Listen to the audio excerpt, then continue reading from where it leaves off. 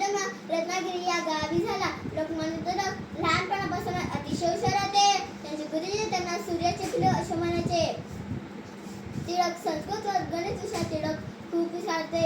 शालेय जीवनापासून त्यांचे 3 गुण होते: सत्यप्रियता, स्पष्टपणा आणि अन्यायाविरुद्ध लढणे ही त्यांच्यात वृत्ती होती. बालमित्रांनो, एकदा काय झाले, गुरुजी वर्गात आले आणि सर्व मुलांना संता शब्द लिहिण्यास सांगा. सर्व मुलांनी अनुस्वार असलेला शब्द लिहिला. पण टिळकांनी संता शब्द 3 प्रकारे लिहिला. पहिला प्रकार अनुस्वार असलेला शब्द, दुसरा प्रकार स लिहून आधा न त्याला त जोडलेला, तिसरा प्रकार स न त असे 3 शब्द लिहिले. टिळकांनी सर्व मुलांच्या वह्या तपासल्या.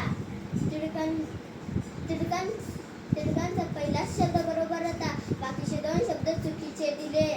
टिळकांनी न घाबरता आपले मन ठामपणे मांडले. तेव्हा गुरुजींनी 3ही शब्द बरोबर लिहिले. टिळक लहानपणापासूनच अभ्यासू होते. ते नेहमी वाचन करायचे. वाचन केल्याने माणसाचे मस्तक सुधारते असे ते नेहमी म्हणायचे.